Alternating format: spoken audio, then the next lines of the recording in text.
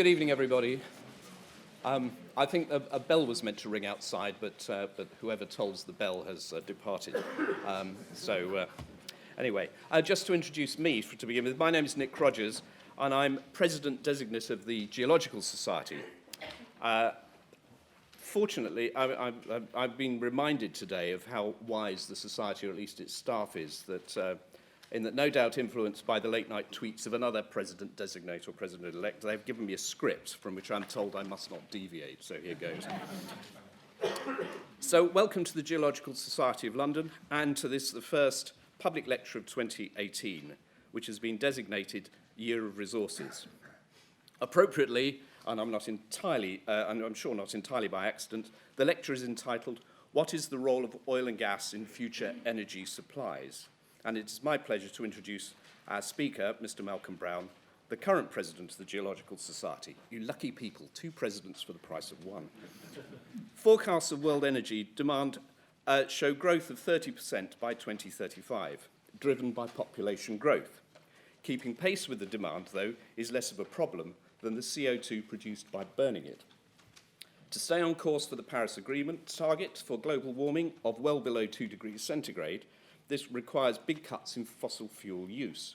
Yet some forecasts suggest that fossil fuels may still be providing up to 80% of world energy by 2040. As geologists, we're accustomed to thinking about ranges and dealing with uncertainty and forecasts for the future. So what can we make of this plethora of predictions? And what, if any, indicators may we look for along the way?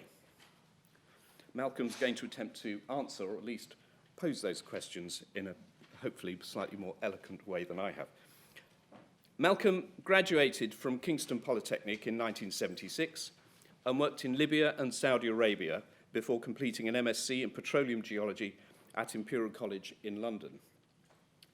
He worked at British Gas, subsequently the BG Group, for over 30 years, and until recently was its executive vice president for exploration. An explorer at heart, he led BG's global exploration efforts for most of the last 2 decades, during which the company was involved in 16 giant discoveries. So if anybody's to blame for global warming. Former chair of the Petroleum Group, Malcolm was awarded an honorary doctorate from Kingston University in 2007 and the Petroleum Group Medal in 2011. Ladies and gentlemen, it's my pleasure to welcome Malcolm Brown.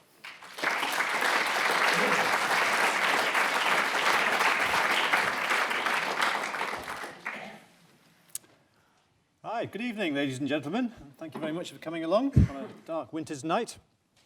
As you've heard, I've spent most of my life working in the oil and gas business, but I'm not approaching this with any kind of bias at all. Having had a lot of time since retiring, actually, I've sort of read around the whole energy subject quite a lot. And I found it quite confusing. What you tend to find is there's lots of data and some great pieces of research, but if you only read the newspapers, you tend to get sound bites that don't tell the whole story. It's all about context, it's all about ranges which are out there. So there are many industry reports, and elsewhere there's some very good work going on. For example, the Grantham Institute and Imperial, University College, Dieter Helm's work, plus much, much more. So as I said in my abstract, I'm a non-expert in much of this subject. And this, just to stress, this talk is not revealing any new research of mine at all, and I don't have the right answer. Okay, so we've got that straight, we'll be all right. So, but many of you may be non-experts too, and I hope it's useful to try and pull together various threads which are out there. And if I achieve nothing less this evening, if I can convince you to take a wider view rather than just hearing the latest thing, which may be on Radio 4, or it may be in the Daily Mail, or it may be in whatever, that will be a really good thing to do, I think. So, right. So I've got about 25 slides. I'm going to go through this at a reasonable sort of pace. So it's a huge subject, and I'm going to give an overview of the global position in the first few sections and how things might go. There are many things I won't talk about today. I'm not going to talk about new advances in batteries, carbon capture and sequestration, hydrogen, tidal. There isn't the time to do all those things. I'm going to try and concentrate on a few things. So I'm going to look at future car use, because that's a real driver of oil growth. Then I'll look at, a bit closer to home, UK power, and a bit about the North Sea and how that might fit into things. Then I'll conclude. So what do I find confusing? Well, some of the headlines such as this, which is like, electric vehicles reach a 3 million mark. You say, fantastic, really good. And you go, oh, electric vehicles are 0.2% of the total market. Oh, well, maybe not. We're not going quite so fast as we thought. Electric vehicles will be 6% in 2035. Electric vehicles will be 35% in 2035. Who's right, who's wrong? First coal-free day since the Industrial Revolution in 2017. Really good. But then other people say coal will peak in 2030. So you think, oh, God, we're using this coal for another 15 years or something. And, oil could peak by 2020, or oil demand will grow to 105,000 barrels a day, which is 15% more than we currently use at the moment. Well, which of those things right, and how does it make sense? So there's lots of scenarios out there. They're produced by a range of organizations, oil and power companies, international bodies like the IEA and the EIA, and I'll explain the difference between those two things.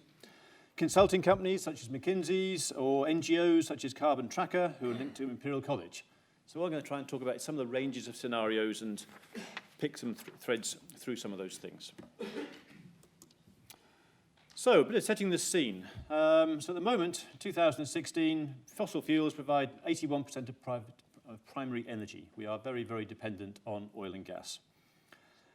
Energy demand is predicted to grow 25 to 30%. A few different views on that, which is like having an extra China and India on top of today's demand. And actually, most of that future growth is going to come from India.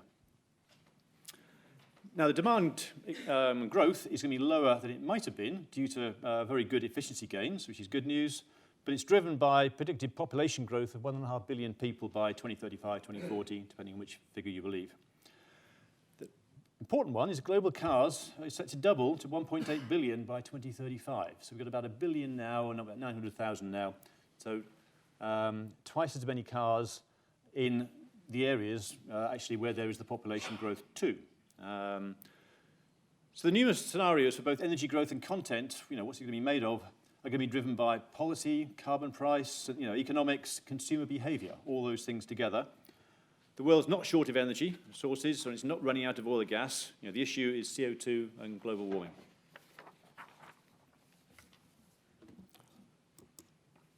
So once upon a time, there was this thing called peak oil, which many of you may have worked in the business. Remember peak oil very well.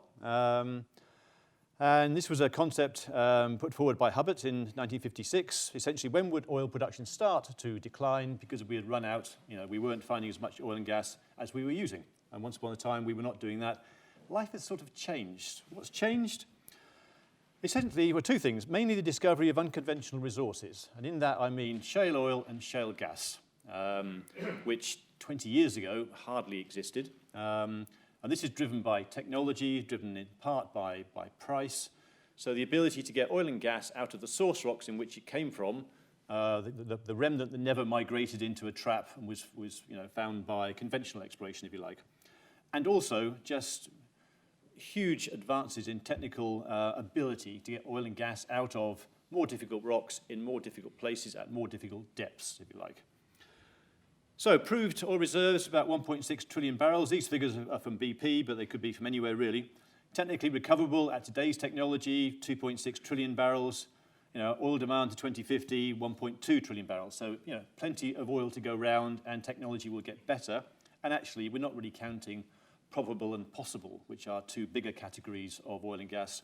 The same for gas, 50 years worth easily at 2015 levels. And again, we are not counting probable and possible reserves. We're just talking about quite tightly defined, proven gas reserves. What do we use? World oil demand is about 95 million barrels a day at the moment.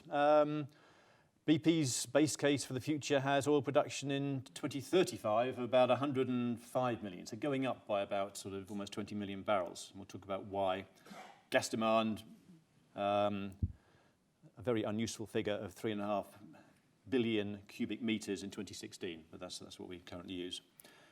So, not short of oil and gas, and the alternative viewpoint really is 50% of the world's gas and 30% of the world's oil resources are unburnable under the goal of limiting global warming to less than 2 degrees.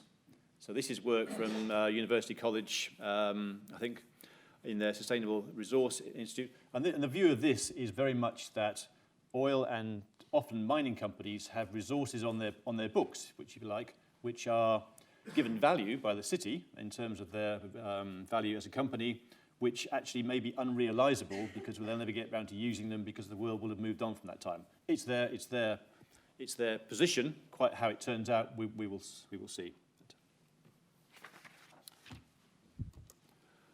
So, more setting the scene, the Paris Agreement. So, in 2015, we had the climate change summit there, where 195 countries agreed to keep temperature increase to well below 2 degrees centigrade.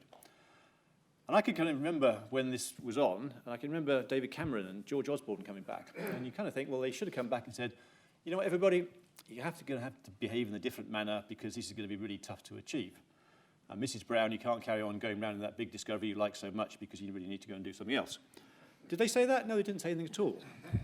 They said, we've got this wonderful new target, and somehow or other it's going to be achieved. And it was never really very clear how it's going to be achieved. Shipping and aviation are not included. China and India, amongst others, are not committed to capping emissions for some time. And we have the subsequent US position, which we've all heard a lot about. The pledges are not legally binding, and essentially countries put forward their nationally determined contributions. And those added up to a possible range where you might get down to something like 2 degrees-ish at the time.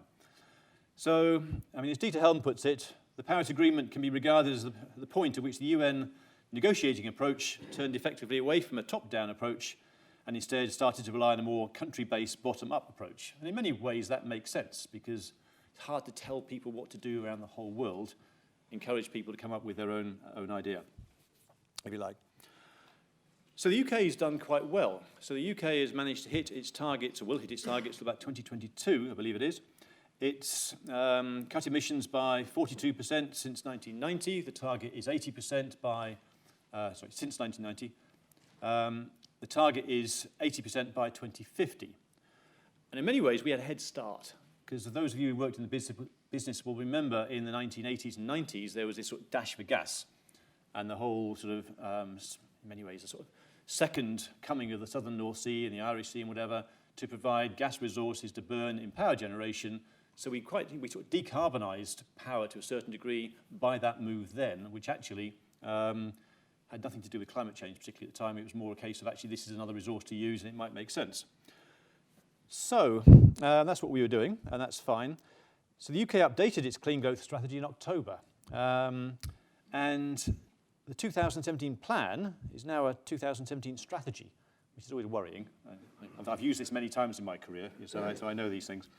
And it doesn't deliver the agreed goals to 2050, and instead it relies on flexibilities available to us.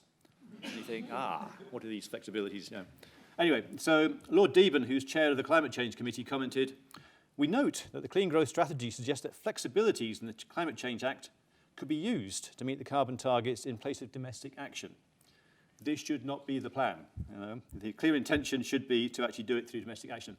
Anyway, the Climate Change Committee is going to report in early 2018, so there will be this debate that actually you can't sort of take a sub somewhere or other. You've got to be doing what you said you'd be doing. So, what's our current energy mix at the moment? So let's have a look at that. So, primary energy world consumption. Starting off at the bottom, this is dates 1991, 2016. The font's a bit small. So what do we have? We have oil in green, natural gas in red, nuclear in the orange, blue is hydroelectricity, renewables are in the darker orange, and the big slab on top is coal. Okay? So world energy grew by 1% in 2016, which is actually quite low. The previous year's 10-year average has been 1.8%. So some of those efficiencies, perhaps kicking in a little bit. It was the third consecutive year of around about 1%. And actually growth was below average in all regions except Europe and Eurasia, for whatever reason. And all fields except oil and nuclear power grew at below average rates. But oil gained market share for the first time in 15 years of decline, which is sort of an interesting thing. Coal fell to 28%. You can see the percentages here on the right-hand side. It's its lowest level since 2004. And renewables in power generation grew to 3.2%. Doesn't look very big there, but from nothing to 3.2% worldwide power demand and primary energy consumption, it's good. It's getting there. So those are the mixes. Nuclear, quite small worldwide. Oil and gas and coal being the big ones, if you like. Now, how this is used around the world is quite variable.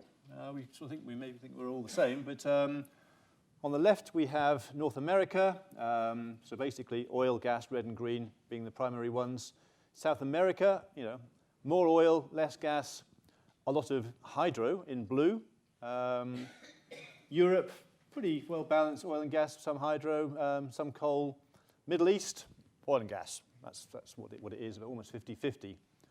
Now you come to Africa, and you start seeing this coal. So coal over 20%, which is interesting. And you get to Asia, Asia Pacific, almost 50% coal use. So whenever we start to talk about how we're going to reduce these things, we're all starting from different places. And in many ways, you might say those nationally determined contributions kind of make sense because we're all starting from a different place, and it's hard to sort of put one role in. This is from BP stuff. I'll try and point out where these things come from in different places. BP report is very good. It's very comprehensive. They have a number of cases, and we can decide whether we agree with some of their figures or don't agree, but they have some quite a good range, possibly more than other people do.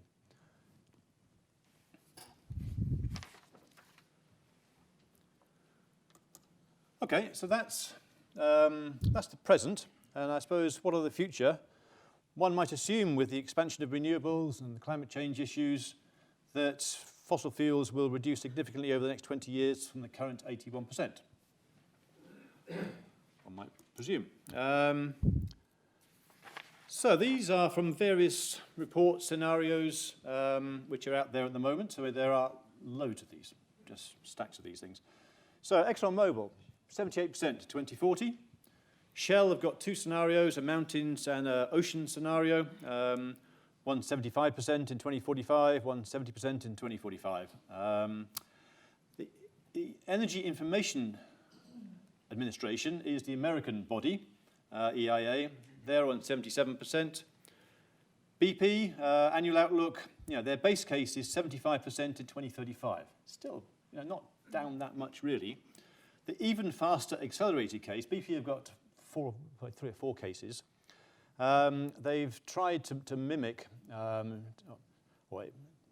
create a case that will hit the 2-degree case, the 2 degrees temperature rise case.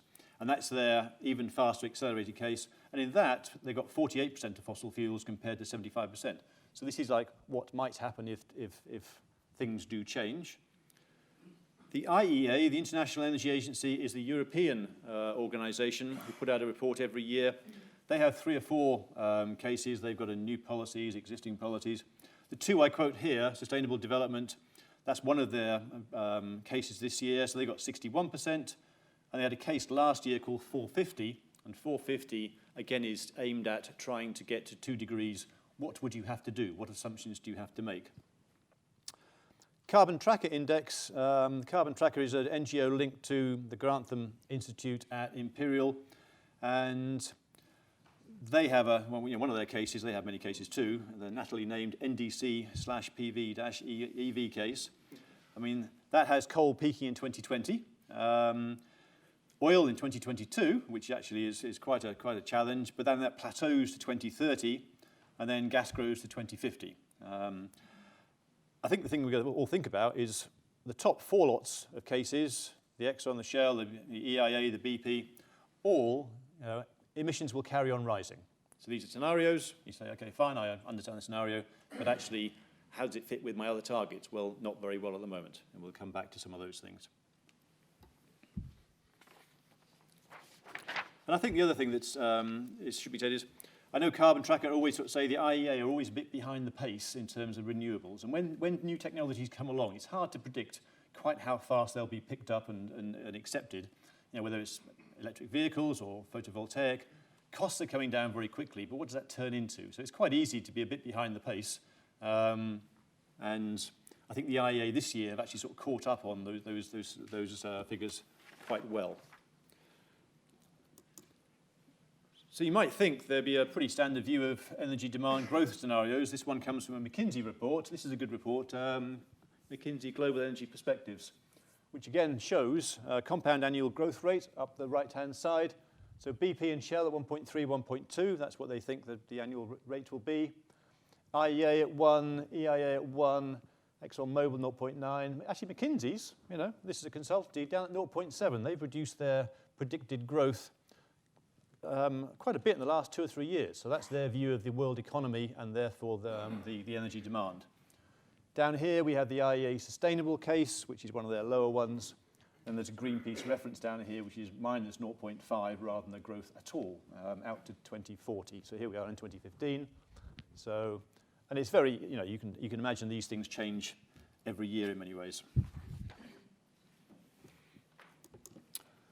So let's have a talk about renewables then. Where are we up to on these things? So in predicting the growth of new technologies, the sort of famous story is McKinsey's in 1980 did some work on how many mobile phones might be in existence by 2000.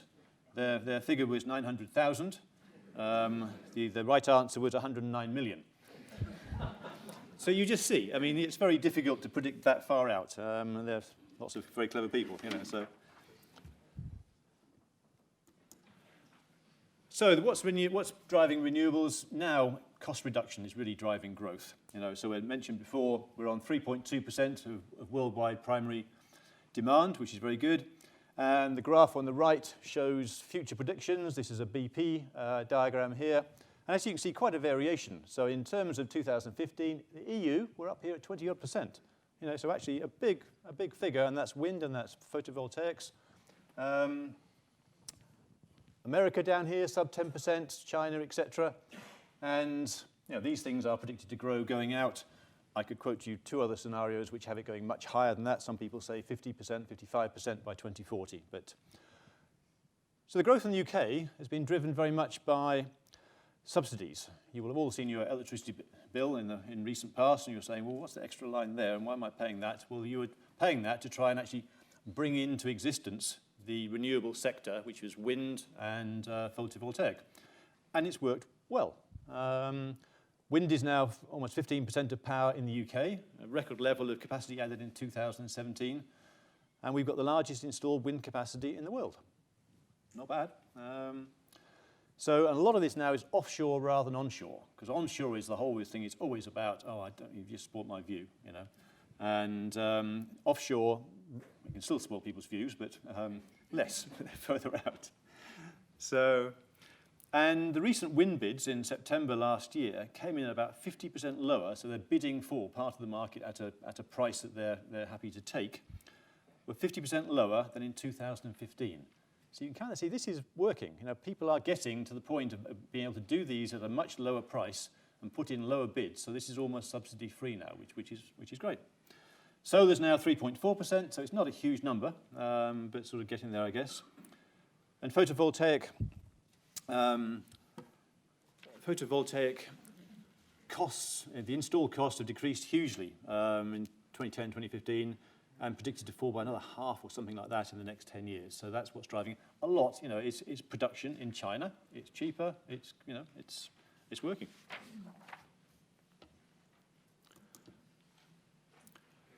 So to look at global power, this is, what do you got? 1995, 2000, 2005, 2010, 2015, and 16. So the grey-black is gas and coal, and the green and yellow is wind and solar. So you can say these are the renewable additions. This is not the total population. This is the additions coming in year on year. So, back in the 2000s, hardly anything. It was still very much gas and coal-led. Actually, coal increasing, and this is probably mostly China, because they were doing a new power station every X days for a while. But you see the catch-up. So 2016, first year when renewable additions exceeded fossil fuel.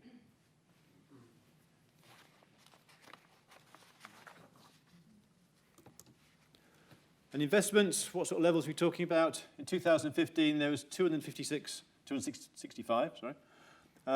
invested in renewable power, which is double the investment in fossil fuel power.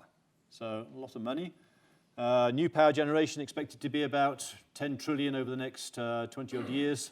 And of this, the expectation, this is from Bloomberg, New Energy Finance, expectation is 72% of this goes to renewables, probably slightly more on wind than on solar.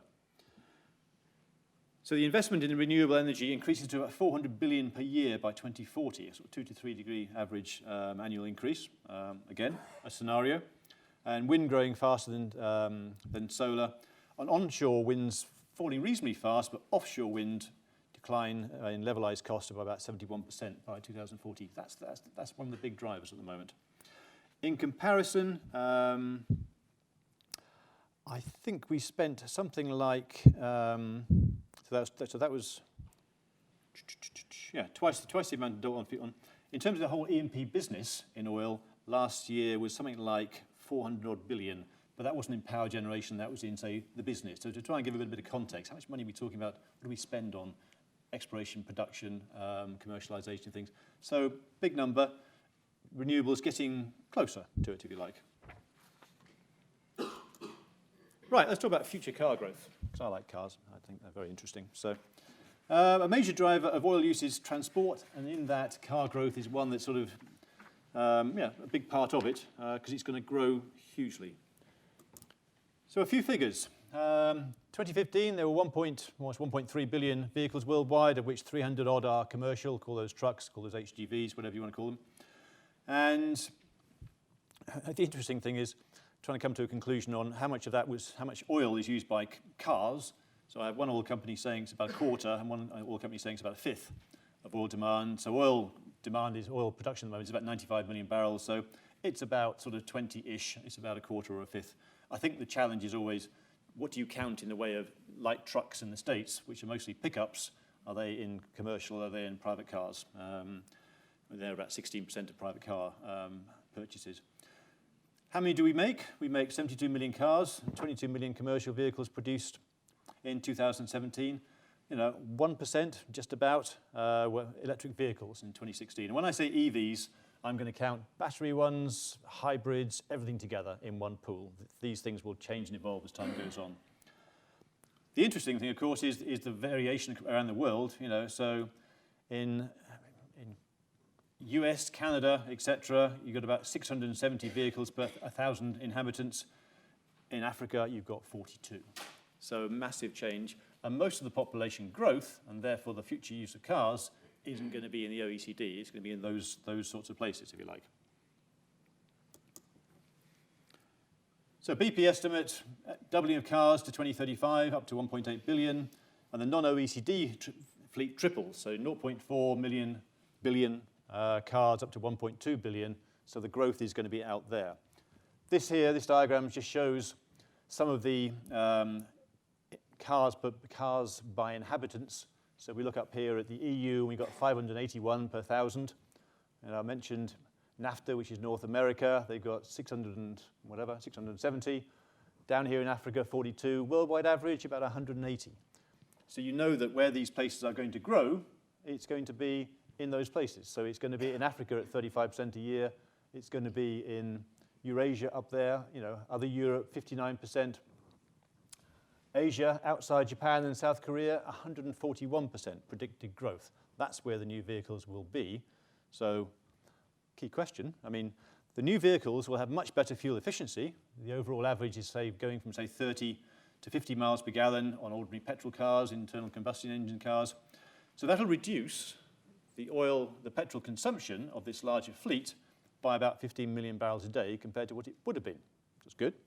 But the whole bill is going up because there's more cars. So the key question is, how many electric vehicles in this new fleet?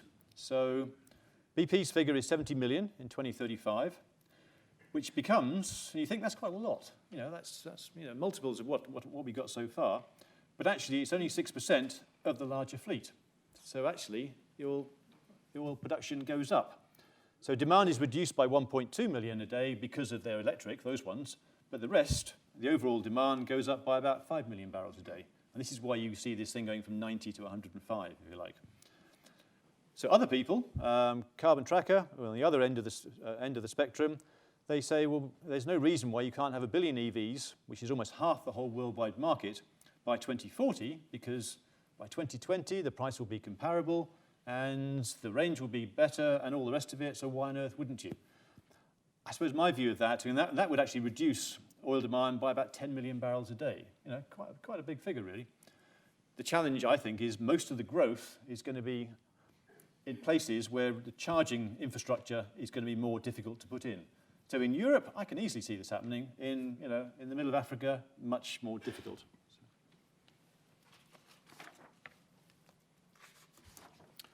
So let's have a look at markets. And the progress is different in different markets. So there's 3 markets in the world, really. There's the US, there's Europe, and there's China. Those are the 3 biggest markets. So Europe's got about almost 260 million cars in 2016, and we produced, 13.9 million, 14 million cars. So that's sort of the turnover rate. In Europe, the average car life is, the age expectancy is about 11 years. So it takes a while to change out a population because actually, people change cars when they want to, when they can afford to. It doesn't happen because, and that can be encouraged by policy, if you like, carbon pricing and whatever. So of those 14 million, 200,000 electric vehicles, not very high. But interesting thing, in 16, 17, it went up again by quite a lot. So electric vehicles are growing, diesel is shrinking, and petrol is growing. So why is that? Well, probably because of all the whole sort of Dieselgate, the carbon emission defeat devices which were put on by Volkswagen and other manufacturers have kind of led the public to sort of think, I thought I had a clean diesel and I haven't got a clean diesel, I've got something else. And also a lot more news about sort of particulates, city air being, dirty and unhealthy. So therefore, there's a move away from diesels to petrol and also a move into electric vehicles, which is interesting. So the ING, which is a Dutch bank, put out a report last year predicting that Europe could be all electric by 2035. I think that's a bit of a push, but actually you can kind of see that in Europe it's all possible just due to better range and better charging infrastructure because we're all in a sort of certain, fairly confined, well-defined area.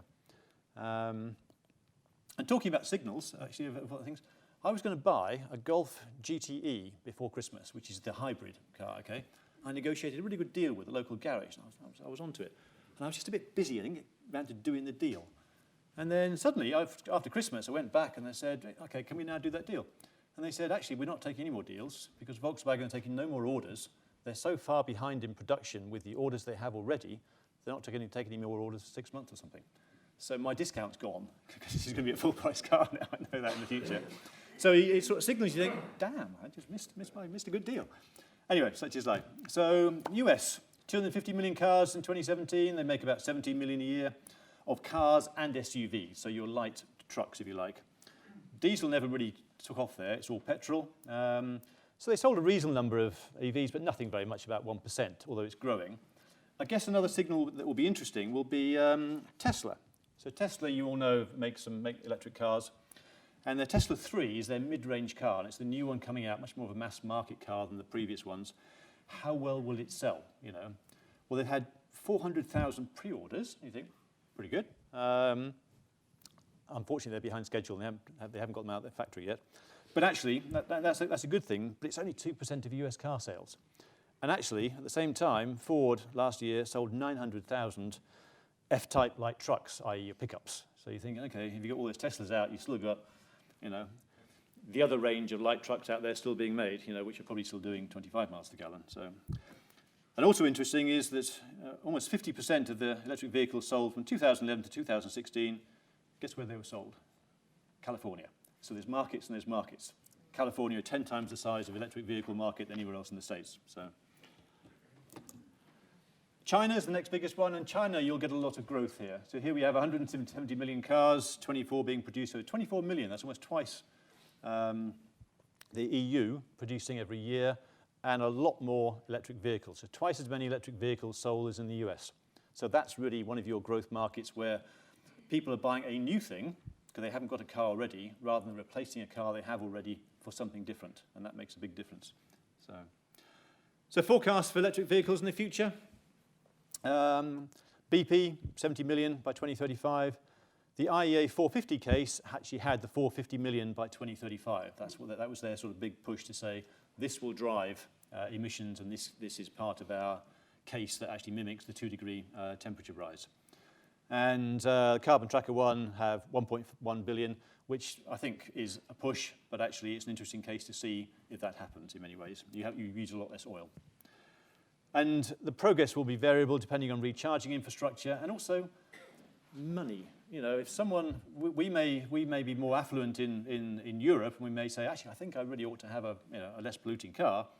If you're somewhere else around the world and you're more worried about putting food on the plate and your car is your car, swapping that out compared to using something else with your money is probably less likely. I think that's it. Alternative oil production scenarios. Well, there's a huge array here. BP's is the one in the middle there in black, the base case. This is out to 2040. They have a case called BPFT, that's faster transition, and they have an even faster transition, which is almost this one that might do the 2 degrees. So, you know, that has a lot less oil being used, although still about the same as we're using now, or thereabouts. So other ones lower than that, other ones higher than that.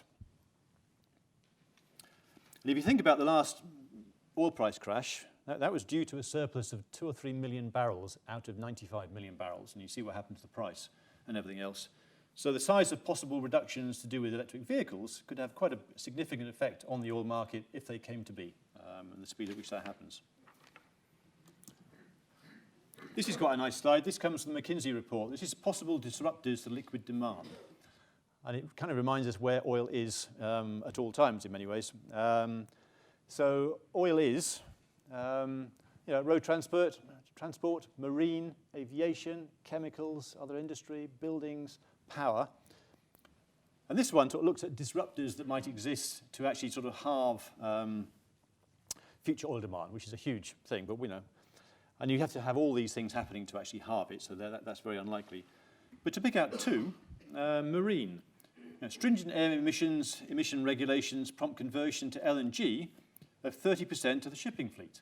You think, wow, why not? I mean, it's a BG on our LNG tankers. We swapped to LNG for our fuel 10 years ago. No reason why you can't do that at all. And in chemicals, this is petrochemicals, which is a huge, this is probably the second biggest one after transport in terms of oil demand. Packaging efficiency reaches 30%. I don't know what that means actually, but recycling of plastics, gets to 20 to 60%, and it's much lower than that now.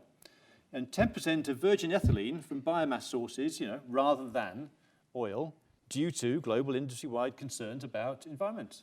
So those sorts of things can happen. And if you look at the Blue Planet 2 program, which you've all seen, no doubt, and you see that mess of plastic floating around there and that whale trying to swallow a blue bucket or whatever it was, those things, plastic wrapping is coming into public view now, and people are thinking about it for the first time. And it's on that clip has been shown, I must have seen it a dozen times now. So plastic will become an issue because we overwrap most things most of the time, I think. Right, let's just get a bit closer to home and talk about the UK power market, which has changed quite dramatically in recent times. So this shows from 2009 out to 2017, the change of the input into power in 2017. So from the bottom, nuclear, biomass, hydro here in blue, wind in green, yellow is solar, there's some other in here, then we have the gas, and we're into the big grey slab on the top is coal again, okay? So this is, last year, more electricity was generated by low carbon sources than fossil fuels in 2017. That's a first, okay? Which is quite impressive. We had the first coal-free day since in the Industrial Revolution on April the 21st. And the one that kind of gets forgotten a lot because everybody talks about low carbon now, and low carbon is great, but actually low carbon includes nuclear, which a lot of people who like low carbon didn't used to like in the past. So I'm a supporter of nuclear, actually. I think nuclear, properly managed, should be a part of our solution forevermore. So nuclear is the largest low carbon source still, 21%. And you can see here how many days solar, it must have been a good year. Solar beat coal on 182 days and wind on 300 days. It was sun shone and it was windy. You need the backup. The biggest thing you still have there is gas. Gas is here at 40%. And the other message is just coal is on the way out. It absolutely is. The British government has said there will be no new unabated coal power electricity by 2025, which really means the ones where you don't take the carbon out at source. So, future scenarios. UK National Grid got 4 future scenarios, which is interesting. Consumer power, 2 degrees, steady state, low progression. And if you look at this graph here, so on the green ambition, that's less focus, that's more focus. And going up the vertical axis, it's less money on the bottom, more money on the top. Okay? Because this will drive what happens, but also what people will be prepared to pay for and how they may change their views. So it's influenced by economic growth, prosperity, investment and choices. And actually, I mentioned in my abstract the impact of electric vehicles. They say 4 to 10 gigawatts in total out of a scenario out of peak demand at the moment of about 60. But smart technology will reduce that because they'll charge you different amounts of money at different times of day, depending on the availability of energy. And your smart meter in your car will charge at the cheapest time, not the most expensive time. So we'll smooth some of these things out quite well, I'm sure. Gas, still an important part of the mix, and we'll have a look at that in a moment. And actually gas is used as only 30% of its gas goes to power, the rest goes to other places. So I've taken the 2 top ones. I'm assuming we have lots of money, because I'm an optimist in that regard, rather than the miserable ones. So here's consumer power. So this is less green, if you like. So what can you see here, which is interesting? There's a slower increase in carbon, lower carbon sources, and therefore gas requirement is only 20% less than it is at the moment. So gas is still pretty high. We're up here at almost 60%, okay? UKCS is here in blue, so that's slowly declining, entirely naturally, out to about 2050. The interesting one is this purple one here, where they actually model a lot of that hole being filled by shale gas. Now, I personally think the chance of that is very, very slim for probably 3 reasons. One, public opinion is so much against it, I can't see it happening. Secondly, I'm not sure the economics work. And thirdly, I'm not sure we've got the industry to actually go and do it in terms of what you need to make shale gas work in the same way as it works in the States. It's quite a different commercial environment. But it's an interesting scenario. So they have a lot of shale gas here, and that actually has our lowest import dependency at about 50%. Because all these cases have gas out that far, and after a while, we're not sure where it comes from. It's just going to come. So Norwegian gas is there in the red, which is fine.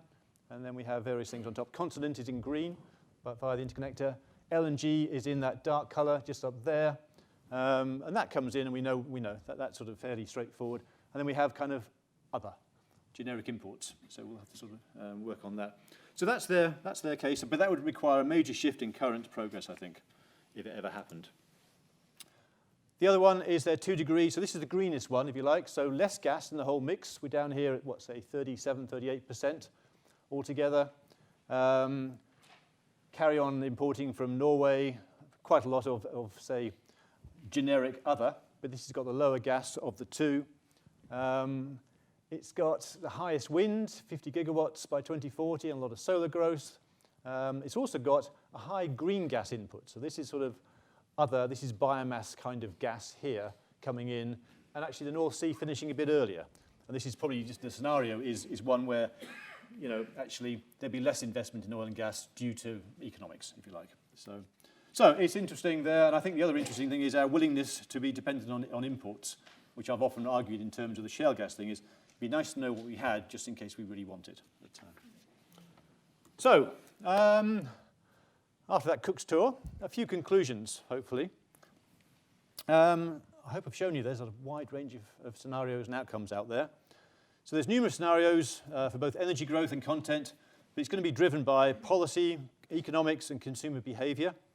Coal will exit the energy mix, but the question is how quickly. In the UK, it's fairly obvious. Worldwide, less so. Renewables will transform power markets, but the pace of both is hotly debatable. Most sources show gas to be important to 2040. Others contest it, but I think generally that seems to be the more accepted view. Oil usage is driven by transportation and petrochemicals, and the pace of growth of electric vehicles is key. And in the UK, there's a wide range of scenarios still. So gas, is still going to be important in either case.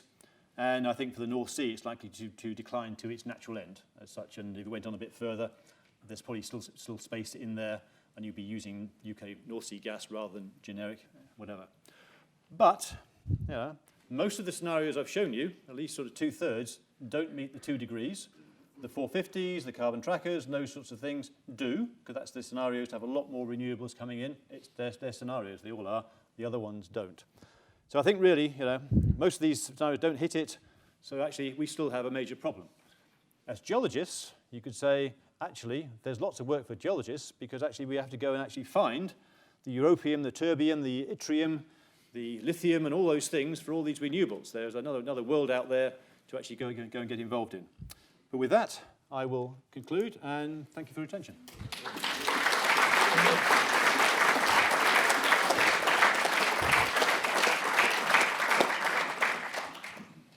Thank you very much, Malcolm. I think that we have time for some questions on that wide-ranging talk. Is anybody interested? Yes, there's one in the middle there. Yes. There's a roving mic, so wait for that to arrive. Carry on. It's two things.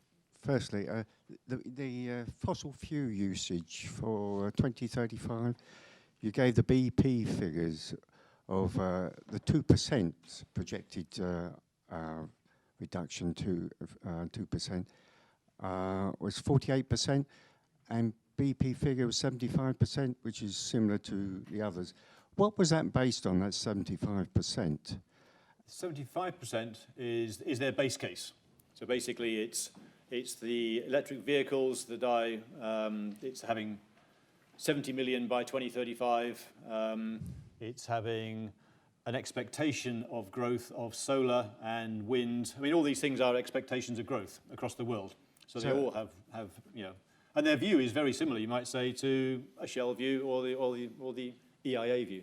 So it's a progressive thing from today. It's not the same using energy from the sources we have today projected to 2035. It's a change in the usage. It's a changing of usage in the whole picture. So it's their expectation of renewables might be, say, a growth of 2 or 3%, and in some of the more the greener scenarios, they may have 4 to 5%. Because the question is, how do you predict the growth of photovoltaics in, say, in 190 countries? Well, that's what leads me on to the main question about electric vehicles. Now, at present, you could see how that can be coped with, but as demand and usage of electric vehicles goes up, charging points become a big question, and battery technology, which you've chosen not to mention, is also going to be a problem of how quickly you can charge and the capacity of the batteries. Also, you didn't mention tidal power as one of the sources, which is far more efficient than wind power, onshore or offshore. No, I mentioned earlier on I wasn't going to. Again, it's another. I'd be on it for another 15 minutes. I mean, that's the trouble with these things. So, tidal power, interesting thing to see how it develops. I think, in terms of recharging, you're going to have to build out a network. How quickly will that happen? How quickly will it take to recharge your car? Well, that'll change. And also where? Where? The physical problem of charging points. Well, it's an interesting point. I mean, we have a suite of garages up and down the country, which are either painted green or yellow or red or whatever. I mean, you can put it in there. And they take 2 or 3 minutes to fill. And how long does it take to charge? Well, you've got time for a Costa coffee. I mean, this is.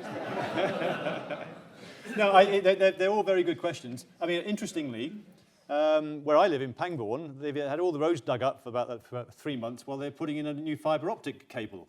I mean, putting in charging cables along to all the parking meters, it's doable. I think it's doable in cities. It's when you get outside the cities, then it's much harder. I've seen charging points this far apart for cars in the city. Yeah. How do you park a car that far apart? Okay. Buy the small one. There's another question down here on the front row, John Underhill. Can you wait for Mike, please? Certainly, yeah. Thank you. The drive to have electric vehicles rather assumes that raw materials are available. Mm-hmm. And my question is, do you think there are sufficient lithium, cobalt and other mineral resources to sustain the drive to electric cars? And even if there were, what would the environmental impact of mining on that scale be and the carbon footprint of doing so? So will it ever happen? Very good questions. I mean, We have a conference on lithium in May, actually, so you can come along to that. That would be great. And we had one in November about sort of mining in the future, and I think it's a perfect question, because everybody seems to think, in many ways, electric vehicles, tick, problem solved. The problem isn't solved at all. You've got to go and get all those raw materials to do it. You've also got to actually get more power generated to charge these things. So it doesn't answer all the questions at all. I completely agree. And what you have in public opinion often is, well, we don't like oil and gas and we don't like mining. You say, okay, well, you might be getting cold then, because these are things which are just necessary to do in an environmentally good way as possible. But the carbon footprint of most of what we do in the world, we don't count very accurately. I agree with you. Another question in the middle there. With your experience in oil and gas, when and if peak oil does come, what does the world of private oil companies look like after that? Well, I think if you look going forward, it was interesting that the CEO of Shell said, when someone asked him something similar like that, and he said something like, well, actually, my next car is a hybrid. And you think, okay, fine. Shell has now started putting charging points in their service station. Okay, good. And he said, actually, do you know what? Shell's been around for 100 and odd years, and we've done different things at different times. We've sold coal at one time. We now do, we do oil and gas. His view was Shell will be here in another 100 years. We'll be selling whatever we sell, but actually we'll still be here as a company because we're good at business, the business they're in. So I think companies will evolve to a degree. I mean, Total, for example, are doing a lot more photovoltaics. You get someone like Dong who end up going out of oil and gas altogether to become wind farms. Statoil are doing a lot more in the wind farm area. So companies will evolve, I think. And I think there will be a use for oil in the future. It's not as though oil stops. I mean, if you look at any of these projections, oil peaks and starts to decline, peak demand happens, oil carries on being used for a long time because, guess what? Everybody wants one of these and all the nice things inside it and that nice tactile coating and all the rest of it. Oil is probably much more useful to do something better with it than burn it. Yeah. Microphone's on its way. See, he's an oil man and he's going to challenge me. Thank you. No, I'll be easy on you, Malcolm, don't worry. In an early slide, you showed the emissions from the UK, 25% of the total going to power. And I think you covered that in your talk. But there's another 25% that you can hold agriculture responsible for. And you didn't really mention anything of that. And that's going to be a completely different challenge, I would imagine. But a necessary challenge if we're going to hit emissions targets. I completely agree. It's very... speaking as someone who's worked in the industry for a long time, I would say the view that everybody would appear to have, and maybe I'm being sensitive, is actually this is all the oil and gas company's fault, and can you go and fix it, please?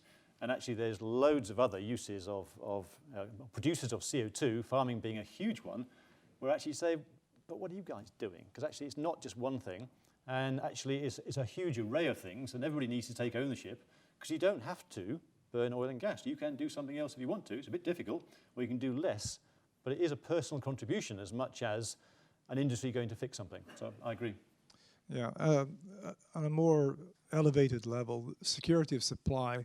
Towards the end of your talk, you talked about import dependency rising under certain scenarios, one of which the absence of shale gas in the UK is going to lead almost to 100% import dependency.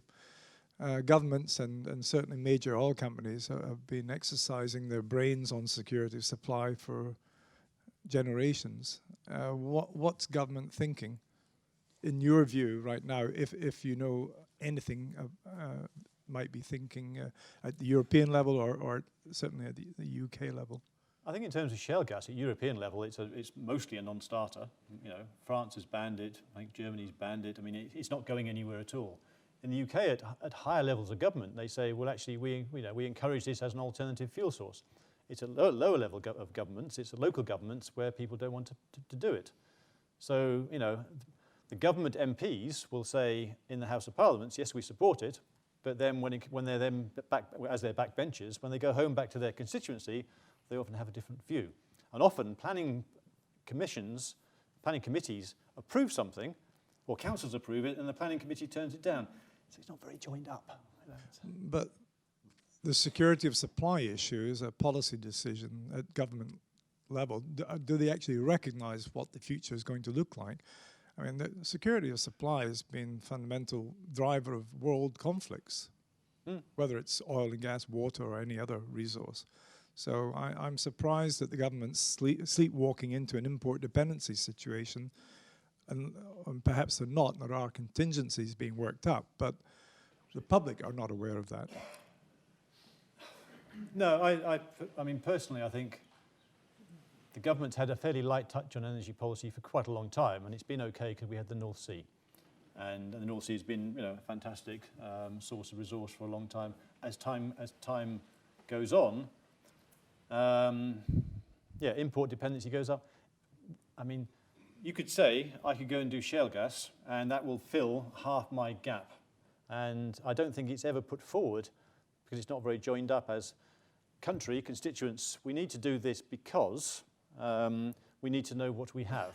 Now, personally, I think a lot of it will be uneconomic and it won't work, but I don't know that until we go and drill probably 100 wells and do some testing and find out in different parts of the country.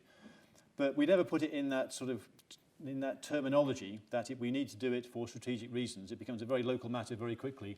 So again, it's just not a very joined up thing. And I suppose generally, the gas trade around the world is quite liquid and quite fluid, and LNG has been a great source of movement of gas. The question, I think, once Norway starts to go to decline, then you're into continental Europe, and where does gas come from continental Europe? It comes from Russia. That's where it comes from. So you may say that's fine. Well, it's fine until it's not fine, and so therefore it's a very good point. Okay. We have time for one last question. The gentleman just down here. The microphone is on its way. I'll just pick up on that last point and then I'll ask the question. The thing about gas is there is so much of it around the world. So the security of supply is actually dealt with by the kind of sort of a diversity of the resource itself. And ultimately you could say you can get it from North America eventually. That's one of the ironies. Via LNG. It's always going to be LNG. It's always going to be LNG, yeah. And that's liquefied natural gas, which comes in boats, refrigerated down to minus 300 and whatever it is degrees. The question I had, though, was in the scenarios where there's a very high power component coming from wind and from solar, have the National Grid talked much about how they're going to balance the grid in terms of supply and demand, and particularly when the supply drops right off? Because, yes, we hear about these days when wind and solar supply more than coal, but what we don't hear about are the days when they're not supplying anything. Yes, true, and I think that's why you'll always need something like a gas slug in there to be able to do it. Or, I mean, to me, I think the biggest change that will happen to us is a leap forward in battery technology, and that will change things such that in your house, you'll be using power today when it's wet and dark, which you generated yesterday when it was sunny, because that's been stored in your battery in your garage. That's when you start to get a much more distributed power, and not everything coming down a pipe from a long way away. So. Okay, thank you very much, Malcolm. That's fascinating and interesting discussion.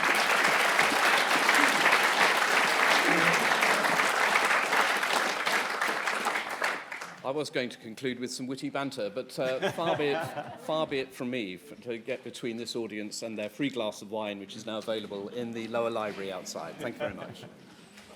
Good, thanks. Okay. Yeah. Is that all right? It's fine. Yes, I learned stuff. Well, that's what it's all about. Because it's sort of, it's lovely. It's good to see all of that information brought together. Yes, as best you can. Yes. I mean, what I was going to say at the end, the applause broke in there far too quickly, was that it doesn't matter what we do, we have an environmental impact. Yes, and all of the things we need, if we don't grow them, we dig them out of the ground. Yes. That's what we do. We always have and security of supply.